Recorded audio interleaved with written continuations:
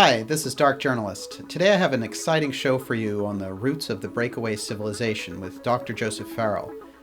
Now, Dr. Farrell is the author of the groundbreaking book Covert Wars and Breakaway Civilizations. In it, he pulls back the veil on a secret group that has developed super advanced technology and covert space operations, all with an abundance of black budget money that has been carefully laundered through a shady network of international finance. Now, the roots of the Breakaway Civilization include a post-war Nazi international that had an early influence on NASA, the first UFO reports, and the Coalescence of Interests that combined to remove JFK from power some 50 years ago. We're in for a wild ride with this one. Here we go. Dr. Joseph Farrell, The Roots of the Breakaway Civilization.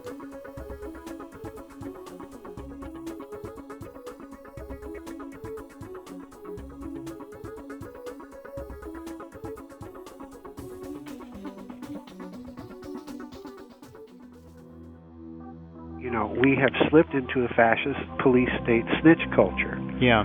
Where every aspect is monitored, reported.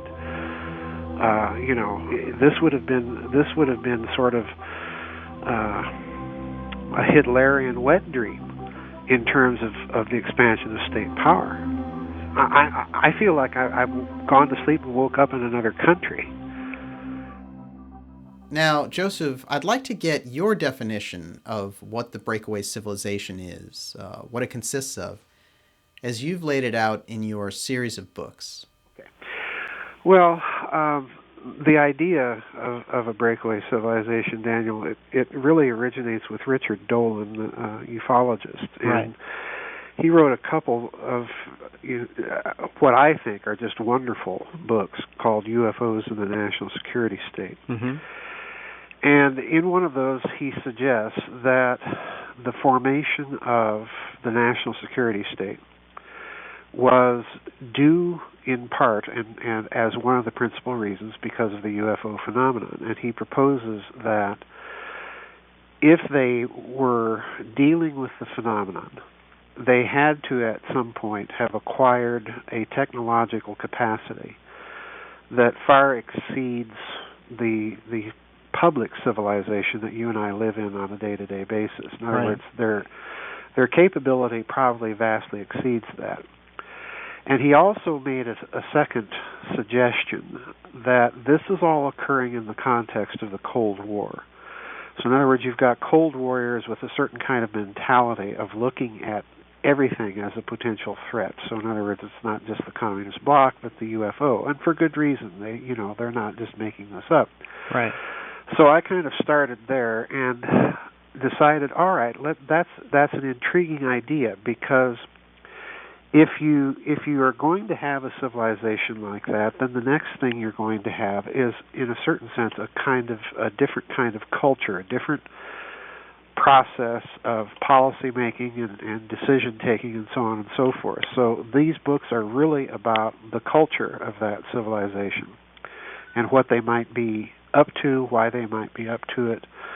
And there's a final component that really preoccupied me in the Covert Wars and Breakaway Civilization book. And that is, if you're going to, let's put it in terms of a hypothetical.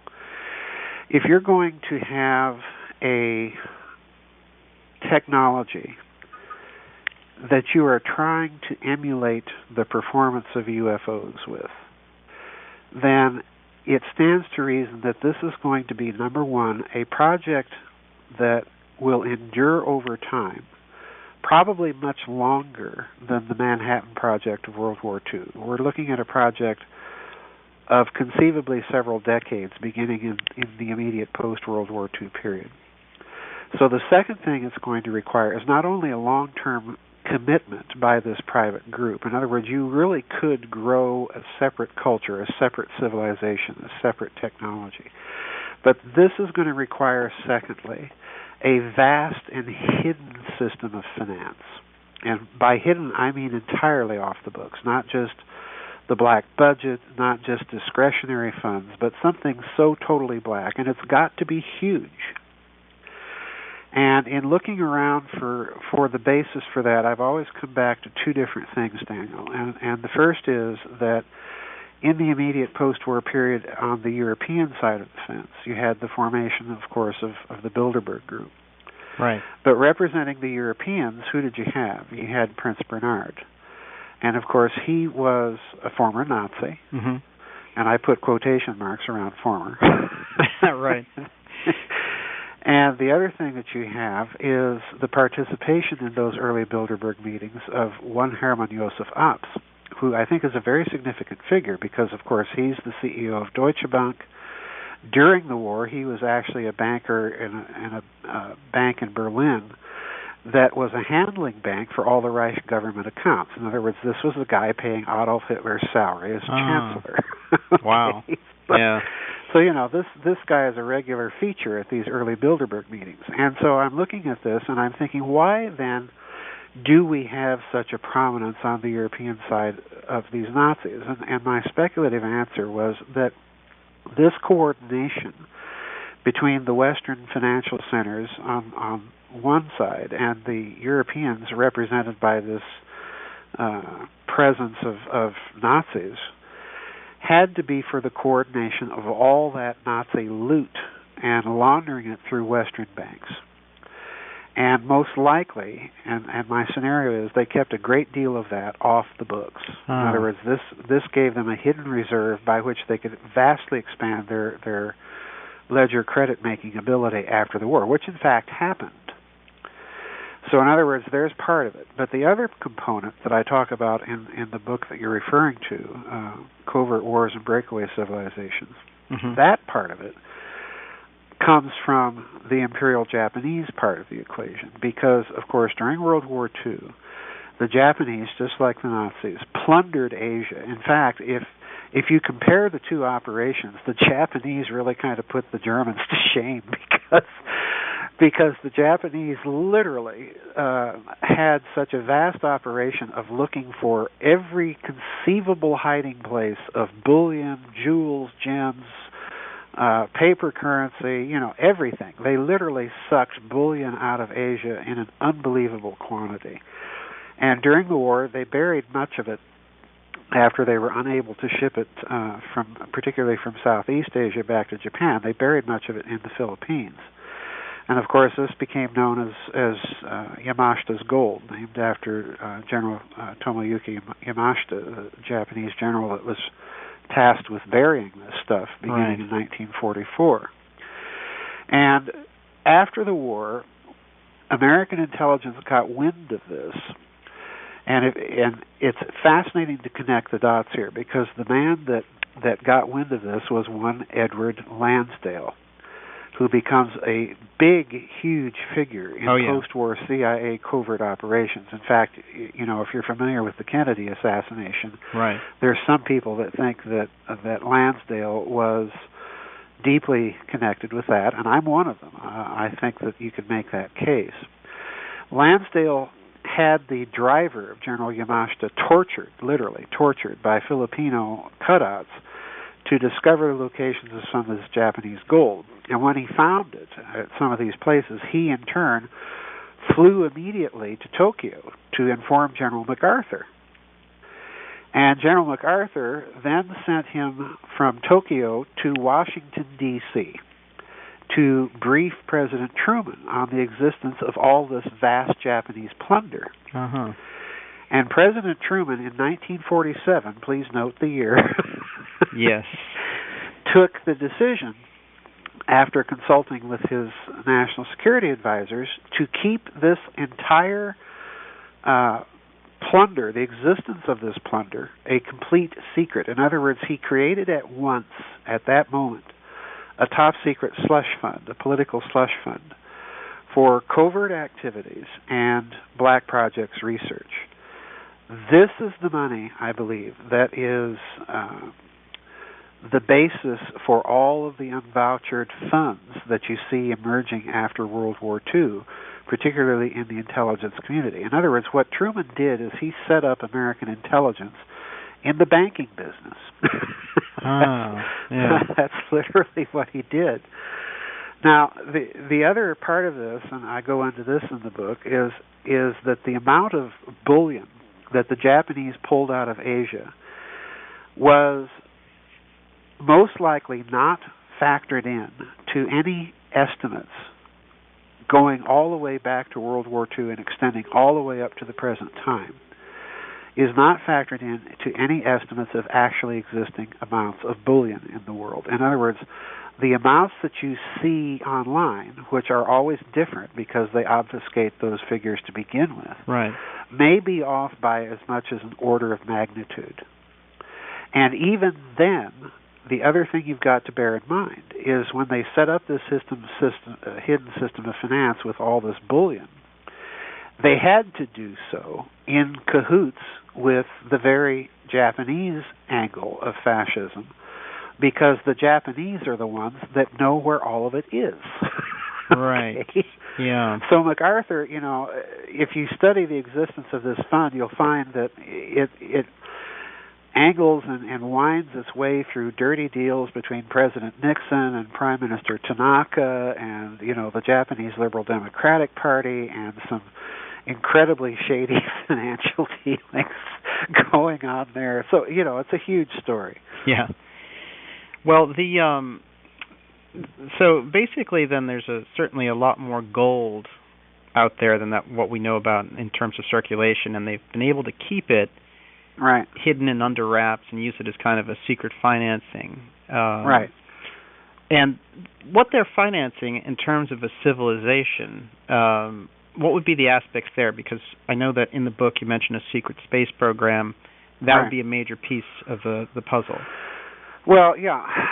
I think that the sums of money that you're dealing with, I kind of take my point of departure, Daniel, from the existence of all these bearer bond scandals that emerged in the news back in 2007, 2008, 2009. Yeah. And when you examine those scandals, they're very, very peculiar, because supposedly we're told that these people were counterfeiting gold-backed bearer bonds for trillions of dollars, and doing so in denominations of $500 million and in some cases $1 billion. And, wow. trillions of dollars in those kinds of denominations, even with, a discount of a penny on a dollar, you're still dealing with vast sums of money. Yeah. So, I got to thinking, well, all right, the amount of money here far exceeds what most people think that Truman set up this political slush fund for. Most people think that he set it up as a slush fund for covert operations, which is certainly true. You can't deny that aspect of it.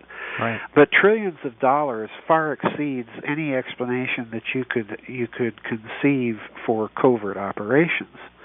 You're dealing, therefore, with something else, and in my opinion, it had to be research. Well, why research? Well, I go back to what we began with. If you're setting up a long-term program to research the UFO and to emulate its performance by technological means, then it's most likely that that technology is going to be exceedingly costly.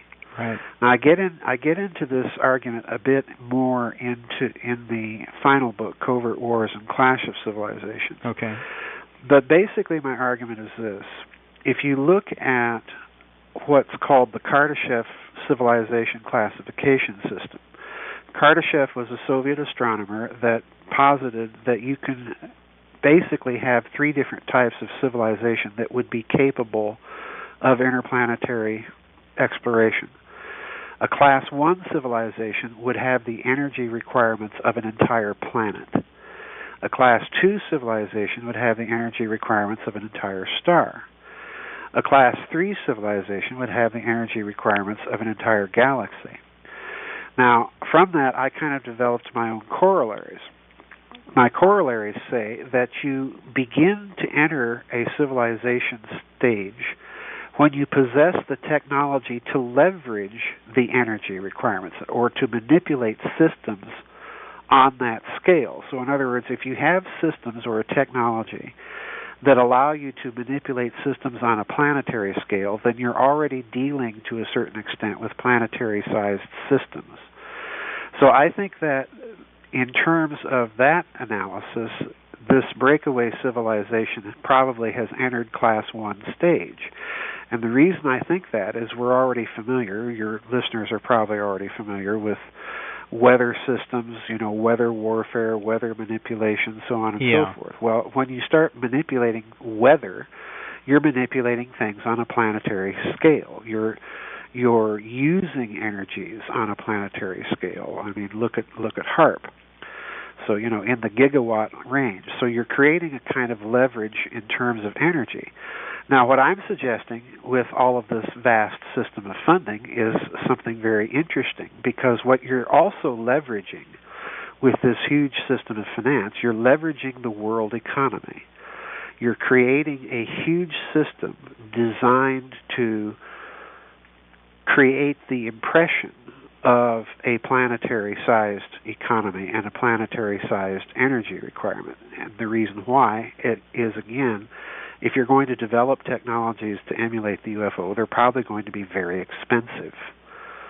So this, it's very complex. This is what I think is going on, and I do think that a lot of it is an indicator of a secret space program. There really is no other explanation for why all that cash was needed. It sounds like the space program, then, in that,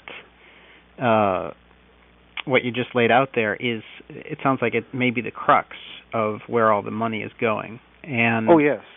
So, well, let's talk a little bit about what they're trying to emulate. There have been, when we talk about UFOs, there's so many different levels that we can discuss it at, but there are basically two types of people on UFOs, I feel. Some who feel that the UFOs are basically an ET technology, and they're visiting here, and that we are looking at them and trying to figure them out. And there's another group of people who feel that, no, it's actually an advanced human civilization that is using advanced technology that we're not aware of, and, we just have sort of imagined or projected that it's extraterrestrial. Where do you think, where does your own point of view come in there? I have some idea from what you're reading, but I'm curious. Well, my point of view gets mistaken quite a bit. Yeah. I am not philosophically opposed to the existence of extraterrestrials, nor am I philosophically opposed to the idea that they may be visiting here and that that's what the phenomenon in part represents. I greatly object to the way that ufology has tended to write off explanations of certain events, or to write off looking at alternative explanations. But no, I'm not opposed to it. Right.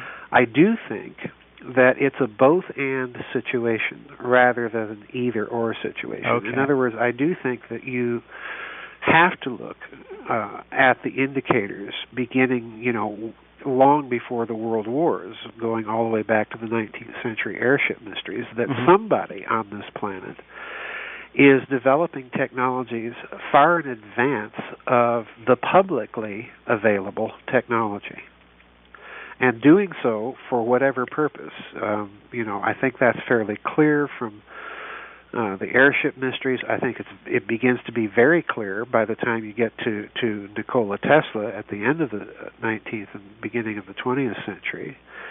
And it's very clear, again, with the Nazis in the Third Reich, that you're dealing in all three cases with technologies that are being developed that are far beyond what is publicly thought to be possible.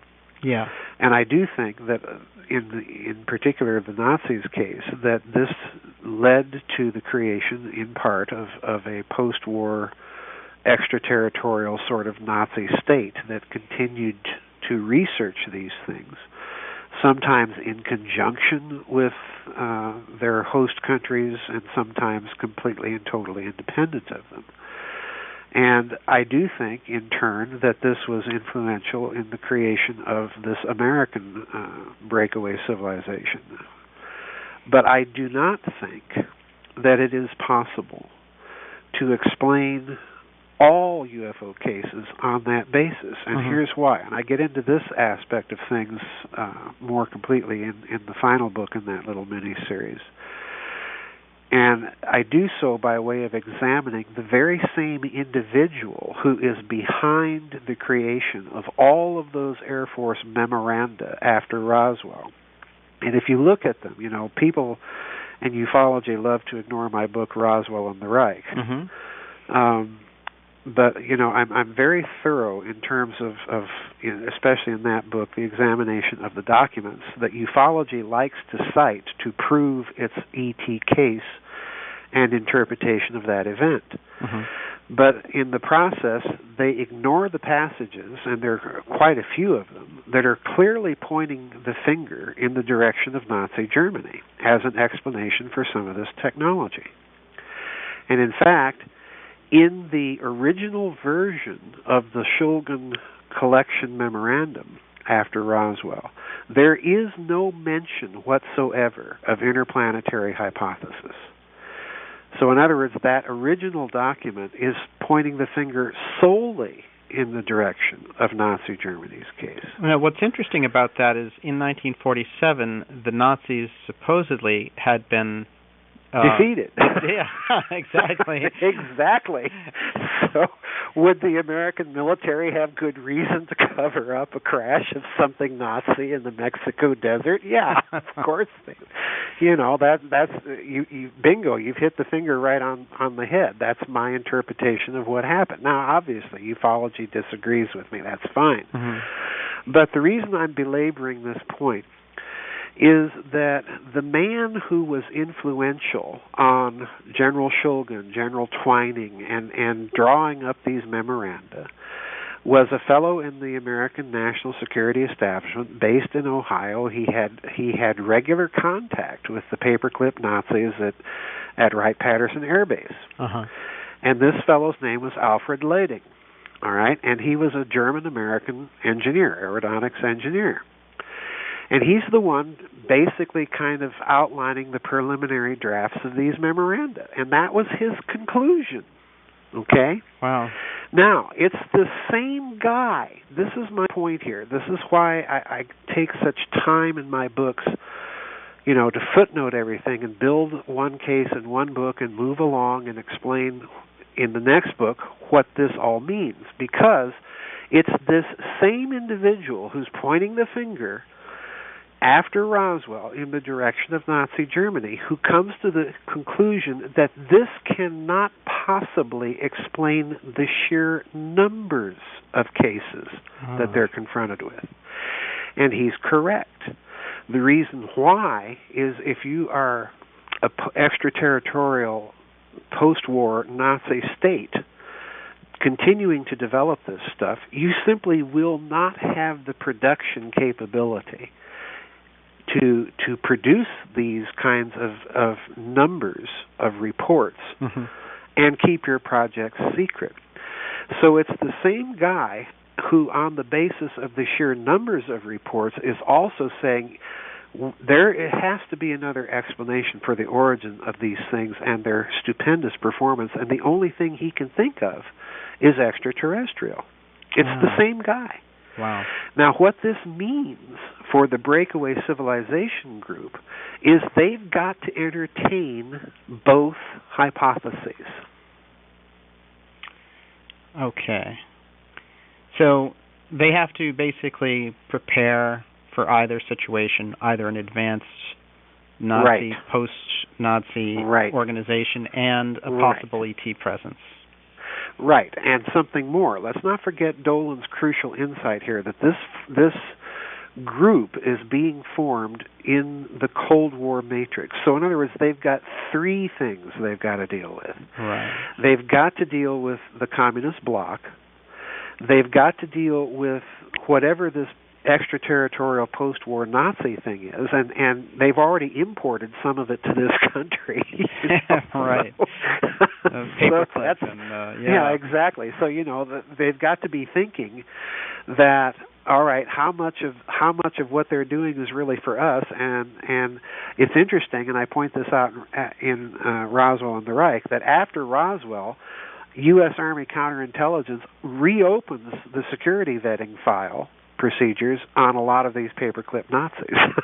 Oh, that is very interesting, yeah. Oh, it's extremely interesting. It's not coincidental. So in other words, they've got those two things they're confronted with, and now their same advisor is saying, okay, well, I've talked to these Germans, and they're saying that, they heard rumors that they were doing something like this back in the Reich, but I'm dumbfounded. Where is all the rest of this coming from? So we've got to entertain yet another hypothesis here, folks. Oh. Now, put yourself in the shoes of the breakaway civilization. This means that they are going to have to, number one, wage covert operations, holding actions, quite literally, in Europe against the communists, which they do, of course, the Italian elections of '48 and so on and so forth, with all of this money, some of it being Axis loot, and those people are not cooperating unless they get a little influence in the deal, okay? You see what's going on here? So they're worried about Cold War developments, and they're worried about this post-war Nazi international. Now there's a third thing. Well, the third thing they've got to worry about is, they've had to come to the conclusion that the sheer numbers of UFOs cannot be accounted for simply by assuming that it's Soviet black projects, post-war Nazi black projects, or what have you. They've got a real problem. So I think what this means is they've got to use their funding to create technologies that can do triple duty. Okay. And I think one of those technologies is the spy satellite. Why? Because it allows them to snoop on the Soviet Union. Uh-huh. It also allows them to spy out where in the name of sense are these Nazis flying this stuff from. Yeah. Okay. And remember, Shulgin's intelligence collection memorandum, when you read it without the spurious extraterrestrial additions, and believe me, that those additions are spurious. There's an original version of the document that doesn't include any of that. Oh, isn't that interesting? Yeah. Yeah, and that's the problem, because what Shulgin is wanting them to find out is where in the name of sense is all this Nazi stuff coming from. Look for these features of landing gear, skis and pontoons and so on and so forth. Well, in other words, they're not looking for flying saucers being flown by little green men. They're looking for flying saucers being flown by Nazis. Yeah. So that's the second thing. But the third thing, is, all right, we've got a capability that can spy on the Soviet Union, but you can also point that capability outward. You can also eventually send that capability to other planets and try and find out where all this stuff is coming from. And let's remember what's happening in the 1950s. You have this same group of Nazis being interviewed, Dr. Hermann Oberth coming to mind in particular, saying that, well, these UFO things are coming from other planets and, maybe Mars or Saturn, he's suggesting. Right. So close, right? So close, So in other words, this breakaway group has a real problem. I think they embarked on a crash development of technology because of all of this. Reconnaissance technology, and then of course the long-term goal was technology of being able to emulate the UFO, to quite literally, I think, to play a little bit of gunboat diplomacy with whoever's flying these things around in near Earth space. Quite literally. Do you think that the reverse engineering argument of a crash retrieval idea is... I know it's interesting. You mentioned in your book that they have put kind of a meme out there about that. But how legitimate do you think that is? I mean, would we have gotten that big jump in technology from reverse engineering an ET craft, or is that kind of a mythology? Well, look, again, philosophically, I'm not opposed to the idea of reverse engineering. But reverse engineering has been used to explain a multitude of human developments. Yeah. This is the problem. And, philosophically, my problem with it is that there is a trend in ufology that looks at virtually every development in the past 50 to 60 years, particularly since the World War, as being the product of some hidden reverse engineering. Well, okay, if ET keeps crashing things on Earth at a rate that we can reverse engineer all this stuff, pretty soon we're going to have to start crashing things on ET's homeworld so that they can catch back up with us. As an argument, philosophically, it goes nowhere. This is my big problem with the Roswell analysis of so many people looking at the technological aspect of it. And this is my big problem with Kecksburg. I'm seeing more data points that suggest that these two events are coming from some hidden human technology than anything extraterrestrial. So again, I argue on a case-by-case basis. You've got to convince me that a particular case that you're saying is extraterrestrial really is. But as a general kind of approach or gestalt to things, no, I'm not opposed to it. I think it is legitimate. But let's be honest. If they have this stuff, then they're not likely to reveal too many details. And the details that we have heard, let's take the famous case of an individual who claims to have worked on some of these sport models and he and his cohort have recovered element 115 and kept it around in their house for, a couple of hours. Well, here's the bad news. Balbazar. As far as I know, element 115, even though it has a much longer half-life than the transuranic, some of the heavier transuranic elements, lawrencium and so on, it's still way too short to have any of it laying around in the house. Okay? You're not going to keep it in the fridge. Yeah, you're not going to keep it in the fridge for very long. And again, this is my problem with all of these stories, is that when you start looking at the details, they're not making much sense. So again, could they have stuff crashed and recovered? Yeah. I do all of this research, Daniel, on Nazi developments in World War II. I go to speak at UFO conferences, and the first question I'm hit with, well, could the Nazis have done all this because they discovered a crashed flying saucer, reversed engineered it? Right. So in other words, the methodology here prevents you from looking at the scientific papers floating around during the day and finding out what is being talked about or thought about by these people. And this is what irritates me. So again, I'm not philosophically opposed to it, but it's too simplistic. You've got to convince me. It short circuits the research process. I see. Yeah, it's a sort of pat answer, and it's a pat answer. Yeah, and it's really the answer of a fundamentalist who doesn't want to investigate anything. That's my problem with it. If all of this Nazi achievement during World War II is simply because they stumbled onto a flying saucer in the Black Forest without any witnesses around, then why bother going to read the papers of Gabriel Krohn?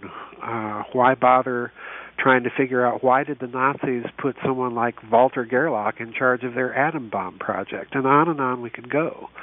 It short-circuits the interpretation of events and therefore doesn't require you to dig into them.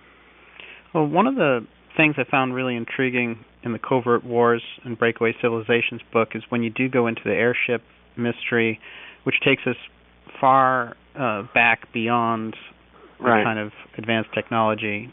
And it's 1897, and so in those sightings and the stories that the occupants actually came out and were completely human and even discussed their technology with the people they came across.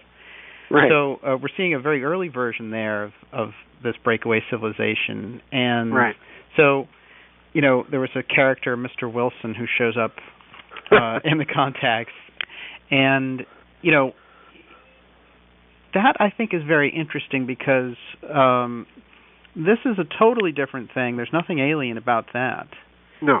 And, basically the idea is that this is some corporation that's in New York that's working with advanced technology, and once or twice they come down and refuel it, or people catch them in the act, that kind of thing. Right.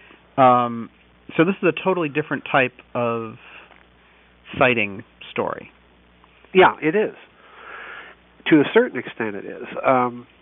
For one thing, if you look at the airship mystery, and except for the sake of argument that these sightings are genuine and not just the products of yellow journalism hysteria of the day, if you look at it that way, then you're dealing with a technology very clearly.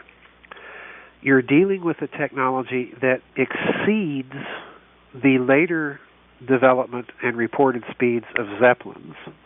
So in other words, you're dealing with something different here. Right. And it goes completely missing.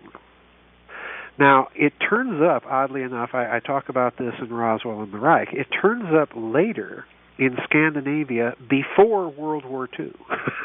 Because that's interesting. You have the Swedish and Norwegian Air Forces investigating reports of mysterious things flying around in their skies that are being reported by locals, and they're reporting these huge ships with 8 or 9 propellers, flying around their skies. So in other words, propellers are not obviously any use for interplanetary travel. Yeah. So in other words, you're dealing with a human technology, and interestingly enough, the Royal Swedish Air Force, after investigating this, came to the conclusion that they were dealing with something coming from, and these are their words, from a secret base. Huh. So in other words, you have a clear indicator that something continues to go on in terms of a secret technological development that's independent of any known human origin, great power or whatever. So something is going on. It's very, very clear. Now, in the airship mystery, I get into that modern Scandinavian aspect of things in Roswell and the Reich. But I talk again about the airship mystery in Covert Wars and Clash of Civilizations because, once again, most people are unaware of this. There is a German angle to that 19th century airship mystery. And the angle is this, that I don't know if you're familiar with the fellow by the name of Charles Delschow, but I talked about him in Covert Wars and Breakaway Civilization. Yeah, I did see the reference. This German-American artist that painted these very, very strange pictures of these airships. And he stated many times that this was the product of a joint German-American research effort that was being sponsored by rich capitalists. It was conducted in, the Northeast, out in California, and ultimately was sponsored by a secret society in Germany called NYMZA, N-Y-M-Z-A.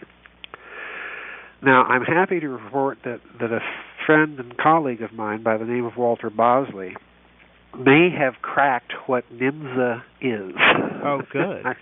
Yeah, he has a little book out called Empire of the Wheel 2, and in which he investigates aspects of the airship mystery, and I report on that in Covert Wars and Clash of Civilizations. Mm-hmm. And in actual fact, he thinks that NYMZA is an acronym for a German term. And I'm not going to mention it here because I think he would be a better one to have on to talk about his discovery. I hear you. That is interesting, anyway. Oh, yeah, it is. Because, again, you have very clear indication from the record that there are secretive groups in this country and secretive groups, oddly enough, in Germany investigating this stuff. So, in other words, you're dealing with a consistent pattern over time. This is what I find very interesting. Mm-hmm. You're dealing with a consistent pattern over time that goes back to the 19th century of these two countries in particular developing advanced aerodynamic technology and doing so in secret. Right. So I find all of this very compelling for the idea of a breakaway civilization that Dolan is talking about getting a huge impetus after World War II with the creation of the national security state, and then with this enormous increase, dramatic increase in the sheer numbers of UFO sightings. And, it's interesting that 1947, the year of Kenneth Arnold, the year of the return of Admiral Byrd from Operation High Jump, the Roswell incident, all of these things happened in 1947, including one of the big UFO flap years. So all of this is taking place, and I think Dolan is correct that they had to deal with this problem, and it became a national security concern, and a primary one, just as high up there, if not higher, ultimately, than communism or dealing with these post-war Nazis. In terms of just speculating, why do you think 47 was such a key, crucial year? In terms of UFOs? Yeah.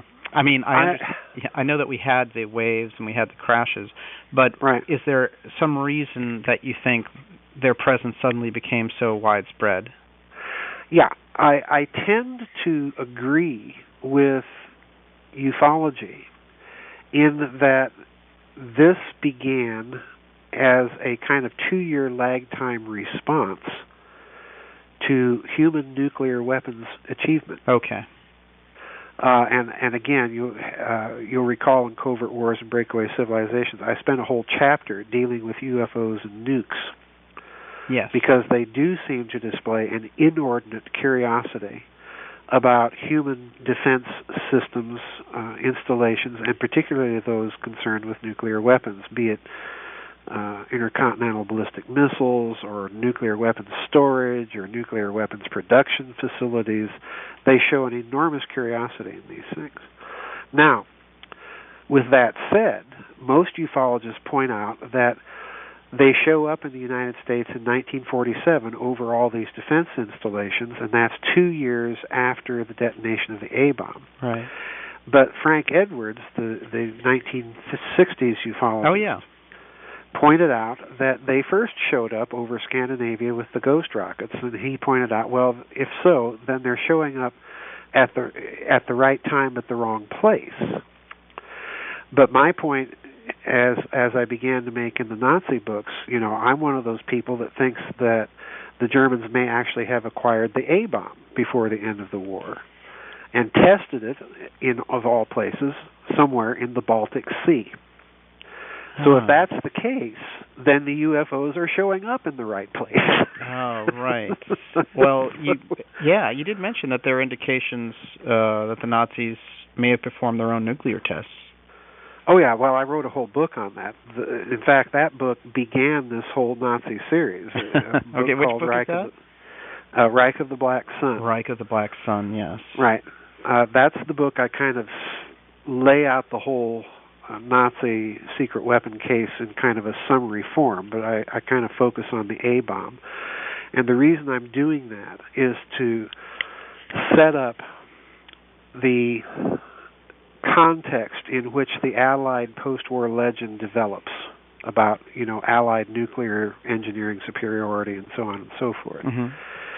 And I set it up because I want people to look at things more critically in terms of stories they've been told. Let's face it, how does the country that basically invents quantum mechanics and invents nuclear science fail to develop the atom bomb? Oh, yeah. How does this happen? That's a good question. And moreover, when you start examining the record closely, how is it that you have people like Heisenberg or Deepner or Hartek failing to develop an atom bomb during the war, but after the war, when they're interned in Great Britain and they hear about the American A-bombing of Hiroshima and Nagasaki on the BBC that they're listening to, they figure out how the Allies did it. Yeah. So, in other words, their scientific dyslexia that they were apparently suffering during the war suddenly disappears and dispels.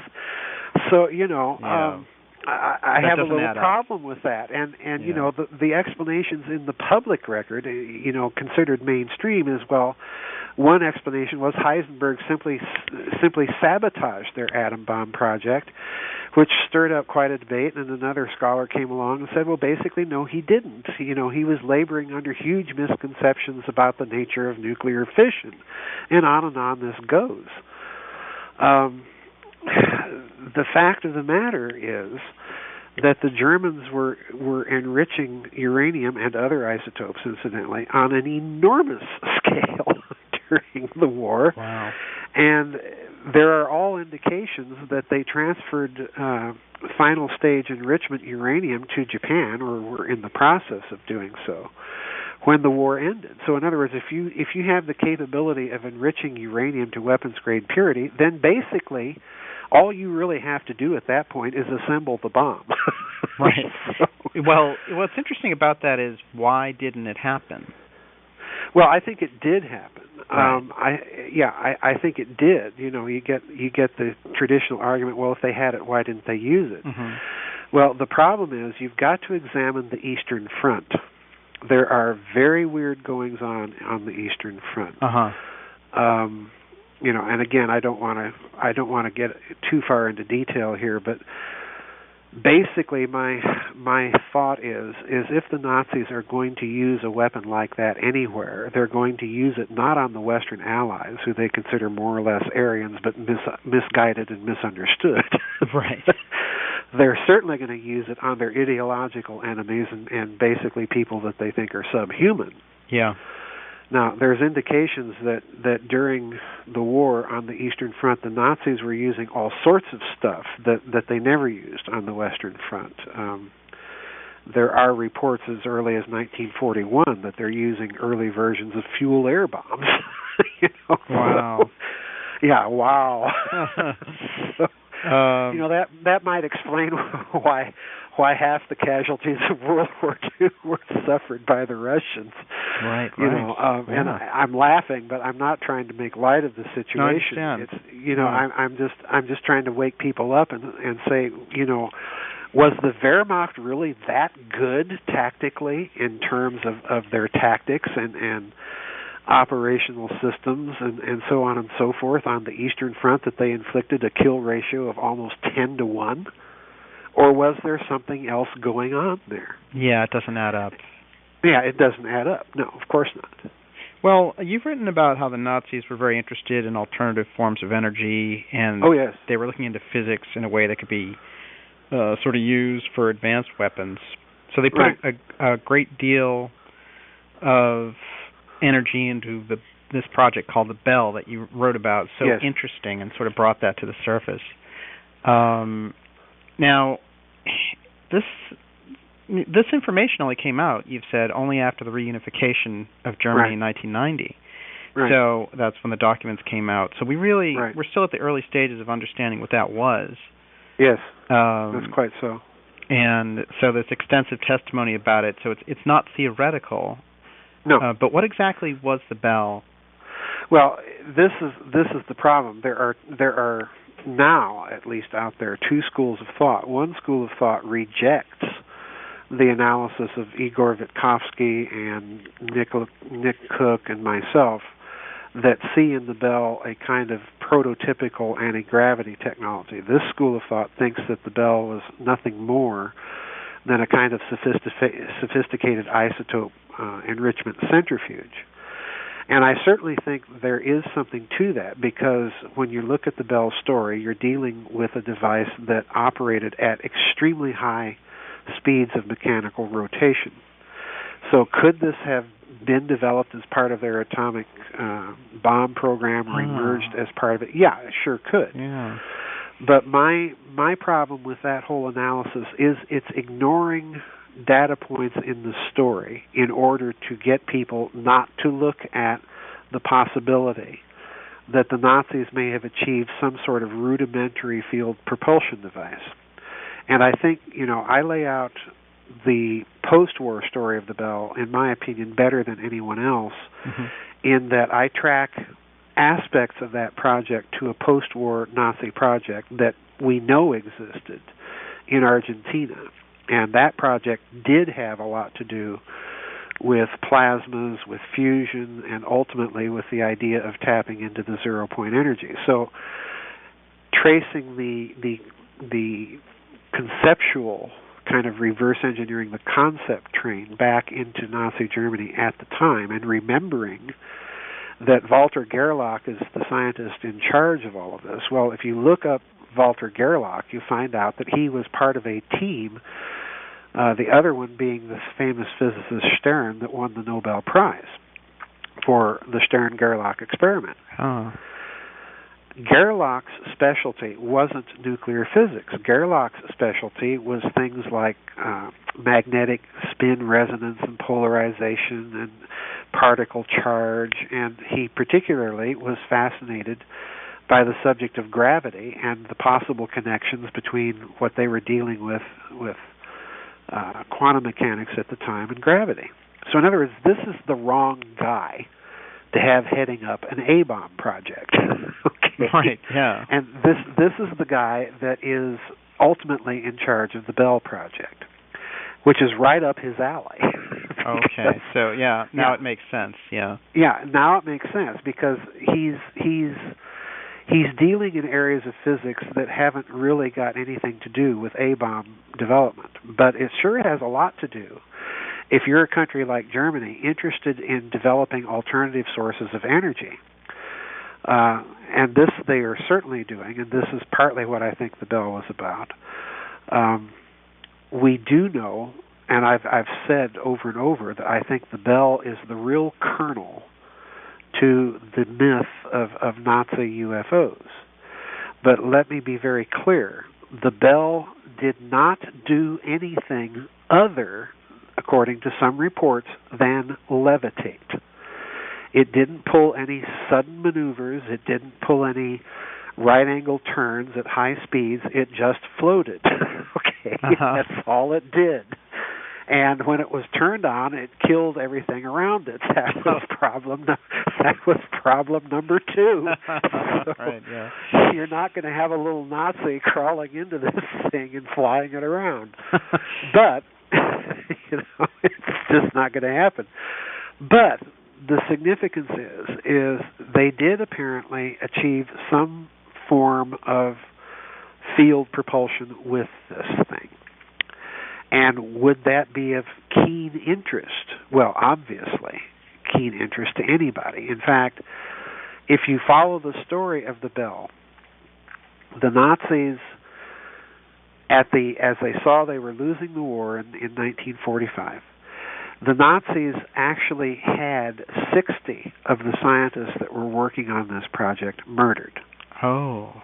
Because the Soviets were advancing into that area of Silesia, of course, and the Nazis just simply didn't want any word of this project to get out. Now, stop and consider. Put this into context. As I say, I've done a great deal of research on the German atom bomb. I think that uranium fuel, enriched uranium, and working atom bomb components were deliberately transferred from Nazi Germany to the United States of America by none other than Martin Bormann in a dirty, shady deal that was made in 1945. I outlined that whole scenario in a book of mine called The Nazi International. So let's just take the argument here as a given, accept it for the sake of argument, that Bormann is orchestrating the transfer of A-bomb components, functioning, working A-bomb components to the United States. He's seeing to it that the United States gets the creme de la creme of the Nazi rocket scientists and jet scientists and ramjet supersonic scientists and so on and so forth. Right. In other words, people have to understand that it is the Nazis driving who gets what at the end of the war. Yeah. Well, you do great research on Bormann. You find out things about him. And this is somebody who really, it looks like he faked his own death as well. Oh, yeah. Yeah. But you found also in your research that there were checks cashed to him in the 60s, right? That is an amazing story. Well, yeah, it's. I recount that story in the Nazi International. This was actually a discovery that was made by Paul Manning, who was a CBS journalist, the close associate of the old CBS anchorman Ed Murrow. You know, the pre-Concrete. Right. And Manning investigated Bormann's survival in a book called Martin Bormann, Nazi in Exile. And he did so because he was incensed at the way that his fellow journalists had treated one of his friends, another investigative journalist by the name of Ladislas Farrell, that wrote a book called Martin Bormann and the Fourth Reich, Aftermath was the title of the book. Mm-hmm. And basically, Farrago had discovered in the archives of Argentina's Central Intelligence Agency all the documents about Morton's survival in Argentina and how the Argentinian security services were keeping him under surveillance. Okay. Wow. So, yeah. So, you know, this was totally dismissed by everybody at the period. No, he died here in Berlin at the Weidendammer Bridge. Oh, wait a minute, we forgot. No, that was over here at the Lehrter train station. Oh, yeah. It was another one of these Nazis that were not really clear how he died or when or under the what shifting story. Yeah. Yeah, exactly. So Manning goes down and investigates all this, and he discovers that Martin Bormann in the early 1960s had, I think it was the 60s, had cashed a check for a couple $1 million, I think it was. And the check was drawn on Manufacturers Hanover and Chase Manhattan, okay? Wow. And it was cleared through Deutsche Bank in Buenos Aires. And here's the kicker. The check was written over his own signature. That's unbelievable. Yeah, it really is. I mean, it's just breathtaking when you stop and consider what's really happening here. Because, you know, and I think the picture's fairly clear. I think Bormann is orchestrating. Ultimately, he's the mastermind, deciding who gets what technology, where it's going, and he's also ultimately the one behind the European end of negotiating how all this Nazi loot is going to be used in the post-war recovery. I think, is the... So we sort of partnered with him on a certain level. Oh, sure, absolutely. After the war. Absolutely. I'll tell you why. Guess who is, during World War II, and for a close period after World War II, who is the American intelligence officer for Latin America? I have no idea. Nelson Rockefeller. Unbelievable. Wow. Well, so, you know, yes, there you go. Wow. So, and, you know, I think it's fairly clear what happened after the war. But anyway, you know, we're talking about the technology transfer in the Bell. Well, now that makes a lot more sense. Yeah, putting all of this into context, why do the Nazis murdered the Bell scientists? Well, it's very clear. They want to keep this one project to themselves. Right. America can have the A-bomb and the jet scientists and the rocket scientists and the supersonic aerodynamicists and so on and so forth. And the Russians can have all the middle managers for all the rocket projects so that they can reconstruct the document trail. But we're keeping this to ourselves. And what do you think happened to the Bell Project? I think, like I said, I think aspects of it were continued after the war in Argentina. Mm. That's what that whole book, Nazi International, is about. Yeah. And again, I think it was. It's such a huge story, Daniel. I can't even begin. The reason I've written so many books on the Nazi thing is you can't possibly cover all aspects of it in one book. Their influence is so pervasive after the war. It is. Yeah. It is. What do you think has happened to the post-war Nazi group influence, and where can we see sort of the main influence now? Easy. I think you can see it on every stoplight in America. You know, we are slipping into. Well, I think we're at the bottom of the slide, not at the top. We have slipped into a fascist police state snitch culture. Yeah. Where every aspect is monitored, reported. You've got dummy crooks and Republic thugs in Congress wanting to expand the power of the state far beyond anything that this would have been sort of a Hitlerian wet dream in terms of the expansion of state power. Well, the control is unbelievable. It's just unreal. This is. I feel like I've gone to sleep and woke up in another country. I see the influence culturally all the time. Now, does this? I think what you're really asking though is does this group still exist? If so, where is it? Are there any places that we can point to where it still has some sort of front organization or concentration? Yeah. And again, my answer is tentative because I haven't researched this to any depth. But what I have researched in the books thus far convinces me that we're looking at two signals of its continuing influence. One is radical Islam. Because, again, the Nazi connection to this, whatever this is very palpable and very clear. It actually began, really, during the war. It continued after the war, and again, I talk about this in the Nazi International. It continued after the war and had its first manifestation in the overthrow of King Farouk of Egypt in 1954. Everybody will tell you in the public history books that was a CIA plot. True, it was. But who were the soldiers on the ground? Yeah. Who was in charge of the day-to-day coup d'etat business? Was it German intelligence? Yeah.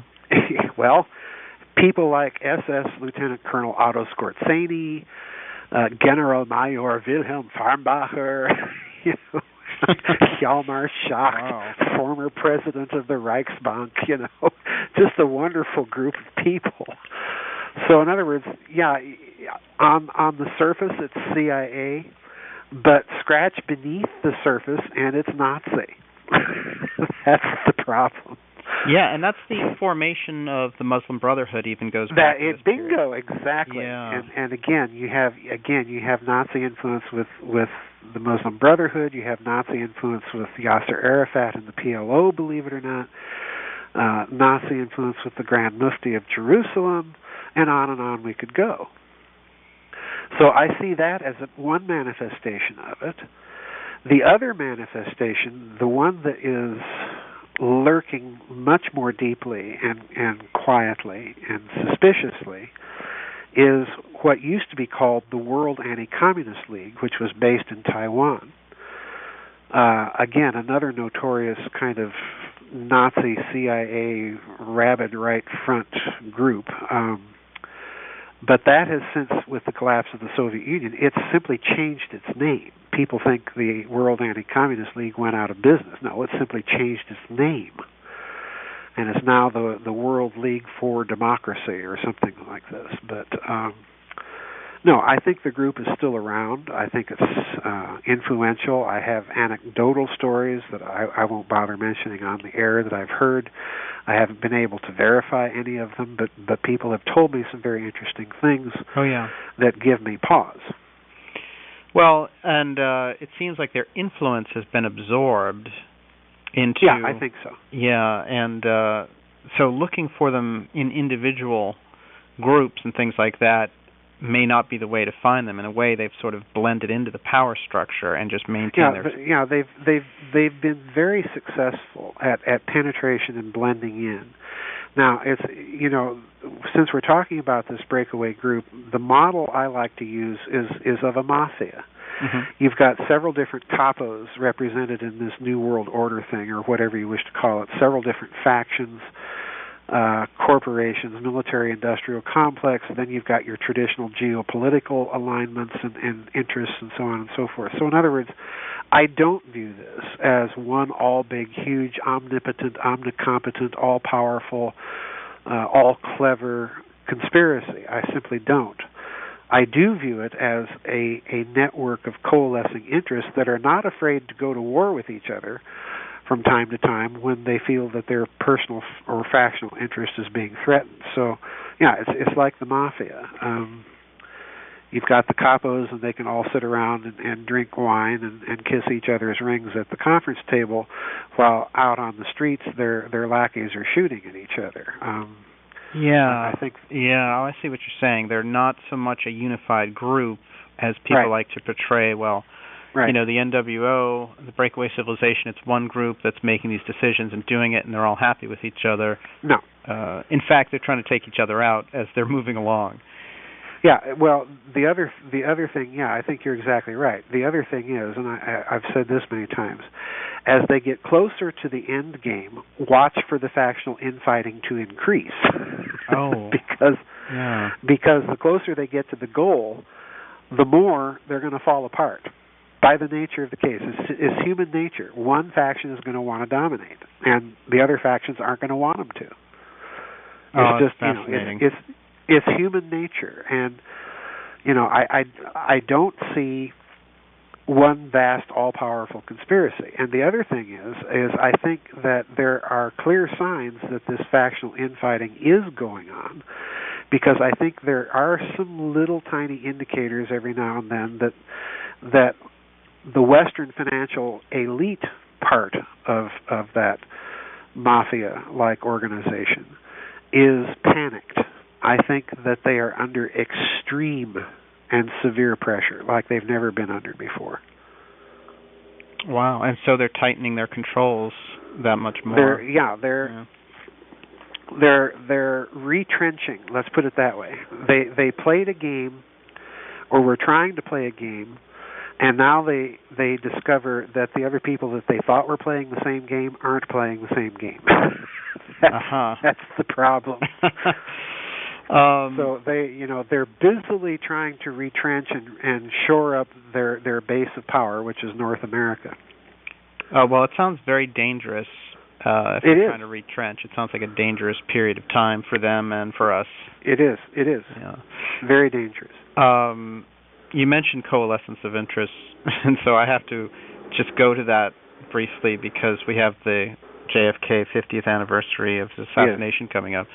You did a really fantastic book on that, which was LBJ and the Conspiracy to Kill Kennedy, a Coalescence of Interest, and really outlined in that book a much better case for the collaboration of these different groups as opposed to running away with one theory.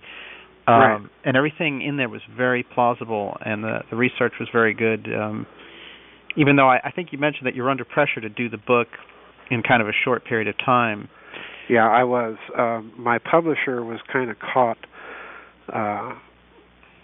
in a bad situation that the book had actually been contracted for some other author, and I don't know the exact circumstances, but the other author couldn't complete the book.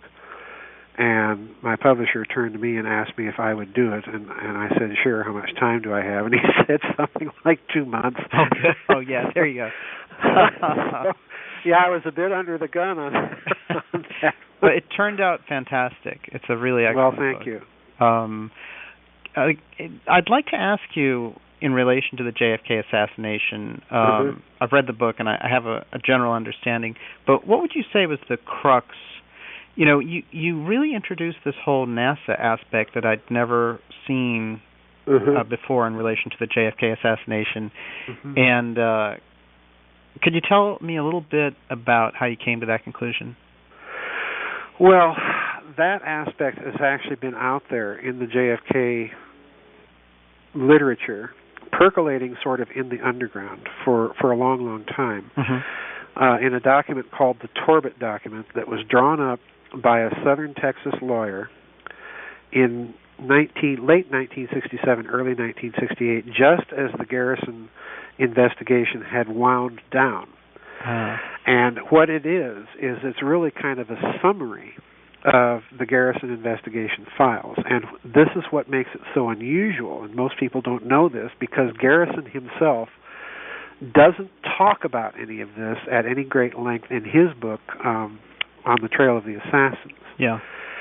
But Garrison does briefly mention that, he found these very weird NASA connections at the Riley Coffee Company and Lee Oswald and so on and so forth, that there was something lurking on the edges. Oswald worked for Riley. Yeah, Oswald worked for the Riley Coffee Company and actually boasted that he was going to get a job at NASA. How unusual! The Kennedy assassination is just has the word weird written all over it. Yes, definitely. But the NASA connection, I think, is kind of the tip of the iceberg, Daniel. Okay. I think that Kennedy. The reason I called it Coalescence of Interest is Kennedy managed during his short presidency to piss off just about every faction within this deep state or deep politics, as Professor Peter Dale Scott likes to call it, that he possibly could. I mean, he was elected with help from the mob, and what does he do? He sicks his brother Bobby on the mob. Right. And Bobby turns around and kicks Carlos Marcello out of the country. That was very aggressive. The whole thing. He draws up a national security memorandum in which he says, I'm going to smash the CIA into 1,000 pieces, and he actually does for a very brief period, and has this hand-delivered to General Lemnitzer, chairman of the Joint Chiefs of Staff, and then later when Lemnitzer, is trying to sell Kennedy on the Operation Northwoods idea, Kennedy sacks him and puts him in charge of NATO, kind of in exile. Well, Lemnitzer turns around, of course, and really goes gung-ho on the whole Gladio thing. So, this spills out in so many different directions, it's not even funny. But the other thing Kennedy does, when he threatens to smash the CIA, what people don't realize is he's also threatening to smash the power structure or front for the Nazis. Because, again, people have to understand that as World War II was winding down, General Sieber and Allen Dulles and all these people over in Germany are making dirty deals with Nazi intelligence. And, in fact, one Nazi intelligence organization, their military intelligence, on the entire Eastern Front is simply rolled over, lock, stock, and Nazi, into the post-war CIA and under nominal American intelligence, but the day-to-day operational decisions are still being made by the same German general that ran it during World War II. This is Reinhard Gehlen. Yeah, Reinhard Gehlen. Yeah. That is very interesting. Your research on that is amazing. It's not my research. I'm just reporting on what Gehlen himself said in his memoirs. Get it straight from the Nazi's mouth. Right. And it's breathtaking, because what this means is no sooner has Truman signed the National Security Act of 1947 into law and created these intelligence agencies, then the CIA has already compromised its civilian charter, because the virtually entire Soviet desk, the human intelligence, the analysis even, is being run by Gehlen's organization. Oh. In fact, it's so bad, Daniel, that at one period during the late 1940s, when Truman is still in office, it's so bad that the CIA is simply taking Gehlen's reports, typing them up word for word on CIA stationery and passing it on to Truman. They're not even bothering to change anything. So we have, a Nazi general briefing President Truman on the intentions of the Soviet Union. Now, do you think he might have a slightly jaundiced view of things? Yeah, absolutely. And Truman seemed probably in over his head too. So it seemed when he assumed the presidency, it was completely sort of unexpected.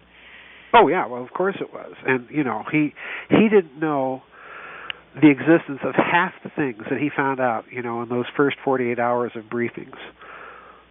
Roosevelt kept him entirely in the dark. So he's left out of the loop, and he comes in. Oh, he was left entirely out of the loop by the final Roosevelt administration. So when Truman assumes office, like you say, he's totally in the dark.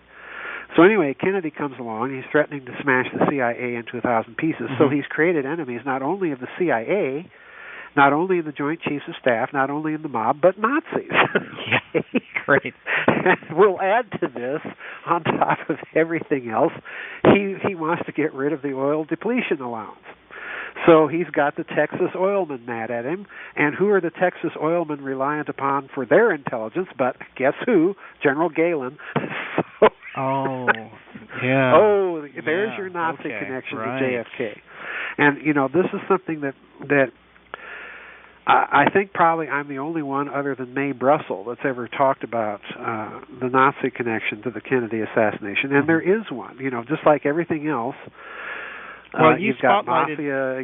You spotlighted George de Mohrenschildt, who was so close to Oswald, and he had that sort of Nazi tie, even that kind of white Russian community, and his connections were closely allied with that, apparently. Well, yeah, I used to be Eastern Orthodox and largely in the Russian jurisdiction, so I knew personally, I knew the clergymen for the Oswalds. Interesting.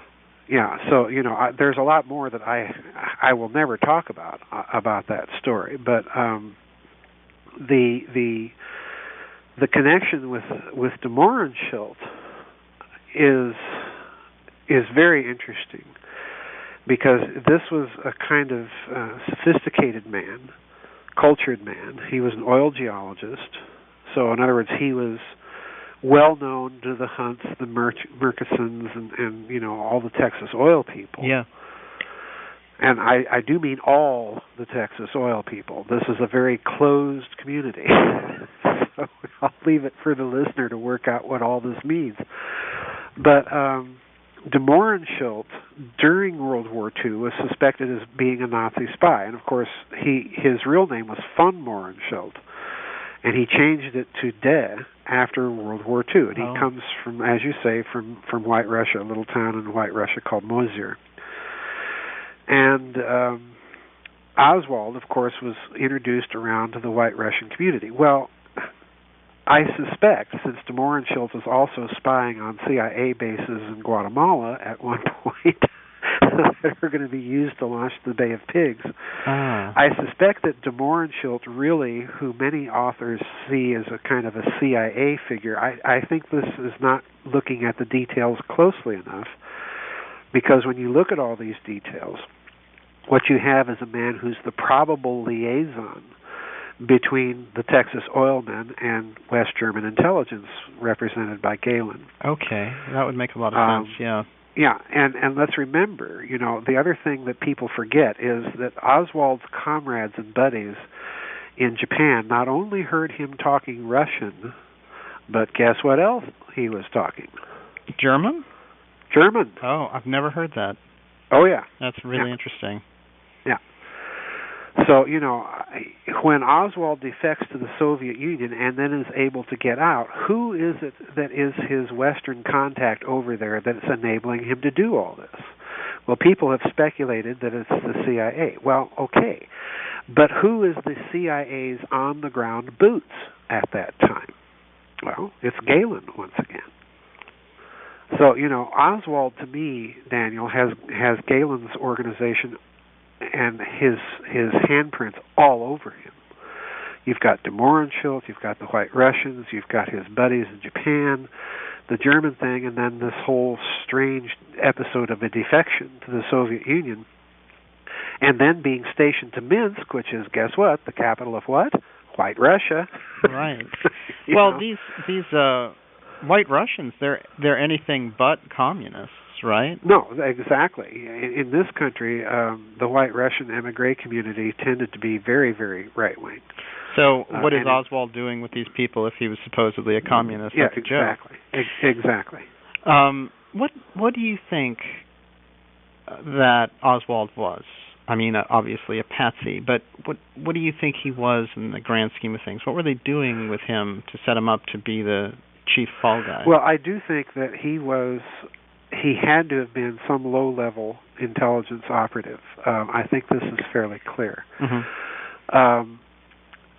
And he was probably himself under the impression that he was doing some sort of security detail in Dallas on that day. I think he realized very quickly when the assassination occurred that, oh my God, I'm being set up, and he made that clear. And the news shows, that he was taped in Dallas. When you say I'm just a patsy, well, he was informed enough, probably by his intelligence work, that they would sheep dip people and set them up to take falls for certain things, and he probably realized at that point that that's what had happened to him. But I do think that he was. I tend not to think that Oswald was simply an innocent, like many people in the assassination community do. I don't think that. I think he had clear intelligence handprints all over him that began in Japan at Atsugi Air Base, and that these intelligence fingerprints, given where he ends up, given his connection to DeMorenschildt and the Texas oilmen, I think those intelligence fingerprints are ultimately coming from General Galen, not so much the CIA. Galen is a murky character, and the other problem, of course, with Oswald is, and this again I mentioned in the Coalescence of Interests book, is that when he is actually arrested, when they interview him and then go search his apartments and so on, in his diary notebook, guess whose phone number he has? Who? George Lincoln Rockwell. Now, who is that? That's the president of the American Nazi Party. Right. Yeah. So in other words, this guy is he's got too many strange fingerprints on him for me to think that he's entirely innocent. Well, the Galen part with him makes a lot of sense because Oswald comes up as such a mystery, and they're always trying to, they were always trying to go through these different channels, like, oh, let's look at his Cuba incident in Mexico City, or let's look at him in the Soviet Union. But right. Let's connect him to the FBI. Let's connect him to the CIA. I'll be honest and say I tend to think that some of this in the assassination community keeps getting repeated because they don't want anyone to start looking at the Nazi angle. And there is one. That's the problem. There's a huge one. Yeah. Well, the Nazi aspect, you were saying that Kennedy basically really threatened the post-war Nazi base by going after the CIA, and that was sort of the Not only that, let's remember something else that Kennedy was doing. He was in secret negotiations with Nikita Khrushchev to have a joint Soviet-American moon program. And he had issued an order to the CIA to review all of their UFO files because he wanted to take those cases that could be turned over to the Soviet Union to turn it over to them. Now, if your Nazis in the space program are anywhere close to having an ear tuned to any of these goings-on, and you know that there are certain technologies implied in all of this, would you want to see any of this turned over to your hated enemy, the Soviet Union? No. Right. So there's a huge space aspect, I think, lurking behind all of this in the Kennedy assassination. And this is the von Braun being very deep in the space program and also being a major Nazi. Oh yeah, definitely. The real Nazi to look at in terms of the space program isn't so much von Braun. It's a fellow by the name of Dr. Kurt Debus. Okay. I don't know if you've read any of the books that deal with him or talk about him in detail, but he is a crucial, significant figure. Okay, I definitely will. Just to kind of round out the Kennedy part, so he's making these moves. He's sharing intel with the Soviet Union about space exploration. He's not going to do a space race. And in addition to having all these other enemies, that is possibly the straw that broke the camel's back. It brings in the post-war Nazi influence through, the intelligence agencies, and they participate in removing him. And I know there are so many aspects around the assassination, and I don't want to simplify it too much, but I'm trying to get that the NASA part is really could be linked back to this strong Nazi presence within NASA at the time. Yes. It's really Absolutely. Fascinating. Really, really fascinating. And it's amazing how much silence. I was watching a program on JFK 50th assassination anniversary, and it was just a sort of a regular ABC News type thing, and absolutely ridiculous, trotting out the kind of disproven facts at this point about the Warren Commission and all this kind of thing. And it is very interesting because you talk about a breakaway civilization. I mean, you have a regular populace who's kind of aware of more of these facts, and you have this very strange news broadcast. It seems like it's coming from a completely different reality about these things. But of course, it's a very well-guarded secret even now. Yeah. They're never going to admit what went on, because to admit what went on in the assassination is to admit certain fundamental problems with the American legend. In other words, that this is a free country, we're the best of the best, American exceptionalism, we won World War II, we won World War I. If it hadn't been for us, they wouldn't have been won. All on and on all this goes.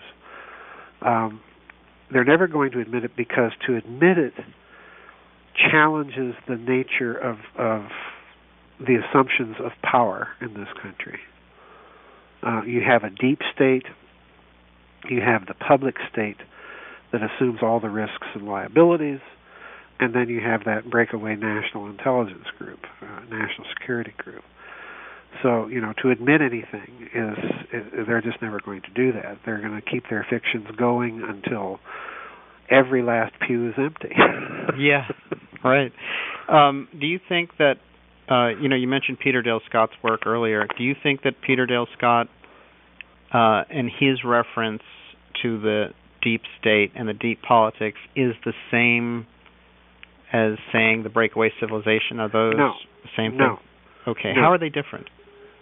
Well, by the breakaway civilization, I'm meaning something that comes out of or is located within the national security establishment, secret black projects establishment itself.